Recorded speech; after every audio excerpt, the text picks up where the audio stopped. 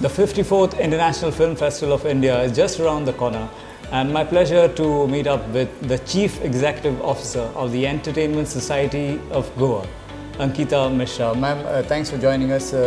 Your cabin here gives us a really filmy feel. How are the preparations coming up now? So I think आपको दिख ही रहा होगा बाहर से. I mean, this whole place has kind of lighted up, and we are ready to welcome all our delegates, all the participants.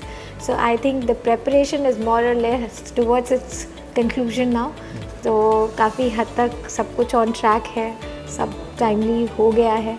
So अब बस देखना बाकी है कि how are the people liking it, how are the participants liking it. So we are just ready to host everyone. Fabulous.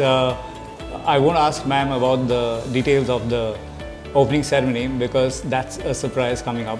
But having said that, ma'am, 20 years of the film festival in Goa, it's the 20th year, and ESG has had a great journey being a part of these 20 years. Tell us, for younger viewers, what's the role of the ESG?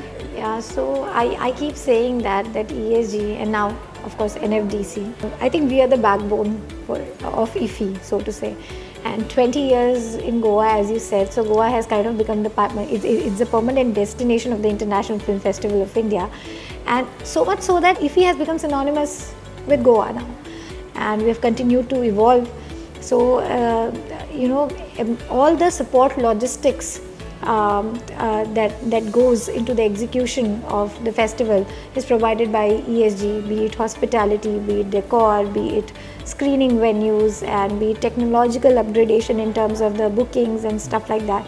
So more or less this is what ESG kind of takes care of. Coming up of technology, the whole field of filmmaking has also seen some sort of evolution, as you would have witnessed. During COVID times, the OTTs platforms and all these sprung up. We now have OTT also as one of the verticals here in the festival. So we look forward to learning more, and we also hope to give the best that we can in terms of the support that we provide for IFFI. Ma'am, you all have international delegates as well. So, as side acts, you all always do something extra for the festival.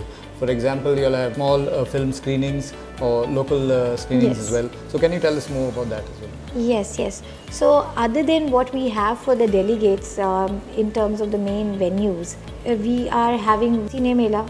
So Cine Mela is for the larger public, the general public, the tourists, the local Goans. They can come and indulge in various cultural performances, and there are various stalls put up for handicrafts, for food, and so they can come and enjoy and be a part of IFFI.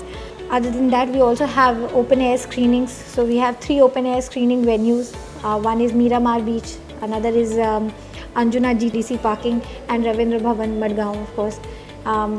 In addition to these, we also have these 2 mobile vans which go to the villages and they screen movies on that. So you all take films to the people? Yeah. So that's nice, keeping in mind the fact that tourists come here not only for films but for various other activities that Goa is now known for. Right. Yeah. And you personally, you always enjoy the film festival. Do you like films, or have you started liking them more with IFFI in your life now?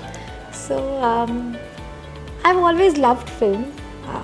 That's what I would like to believe, that I've always loved film. But now after coming to this organization, I have realized that the whole art of filmmaking, I have started appreciating it even more, I would say.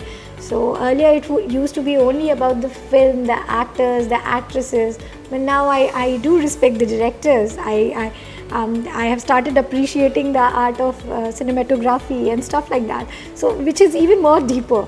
So let's see where this journey kind of takes me, but of course you're right, I have started appreciating it even more after getting into this role.